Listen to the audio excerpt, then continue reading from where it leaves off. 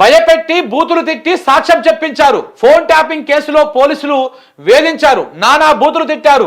హరీష్ రావుకు వ్యతిరేకంగా సాక్ష్యం చెప్పాలన్నారు, కేసులో ఇరికించాలని చూస్తున్నారు. ఫోన్ ట్యాపింగ్ కేసులో వంశీకృష్ణ అఫిడవిట్, ముగ్గురికి నాంపల్లి కోర్టు బెయిల్ మంజూరు చేసింది.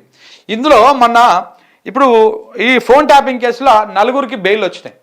ఎవరు ఫస్ట్ తిరుపతి అన్నకు సుప్రీంకోర్టు బెయిల్ ఇచ్చింది.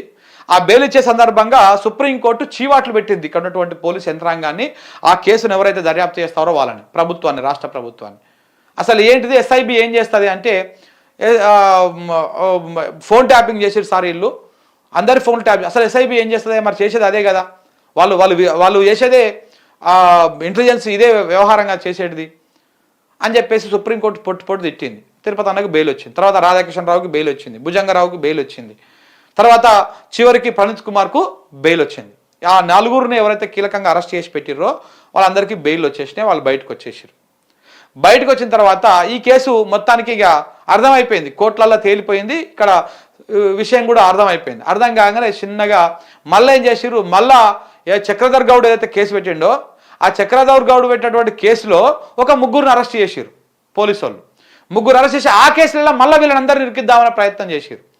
చేస్తే ఆ ముగ్గురిని అరెస్ట్ చేసి భయపెట్టి భయభ్రాంతులకు గురి చేసి కేటీఆర్ మన హరీష్ రావుకు వ్యతిరేకంగా మీరు సాక్ష్యాలు చెప్పాలి, లేకపోతే నరకం అంటే ఏంటో తెలుసా మీకు, ఆ నరకాన్ని మేము చూపిస్తామని చెప్పేసి పోలీస్ అధికారులని కొంతమంది వీళ్ళని అరెస్ట్ చేసి చేసేటువంటి ప్రయత్నం చేశారు. వాళ్ళు అందులో వంశీకృష్ణ అంటే ఆయన జైల్లో నుంచే ఒక అఫిడవిట్ వేసిండు, ఇదే నాంపల్లి కోర్టులో, స్పెషల్ కోర్టులో వేస్తే అక్కడే కోర్టు తిట్లు తిట్టి, హైకోర్టు కూడా తిట్లు తిట్టి వాళ్ళందరికీ బెయిల్ మంజూరు చేసింది. హైకోర్టు కూడా ఆ విచారణని స్టే ఇచ్చింది, ఇంకెవరు అరెస్ట్ చేయొద్దు, నువ్వు మొత్తానికే దుకాణం ఆపాలి అని చెప్పేసి వచ్చే వారానికి వాయిదా వేసింది.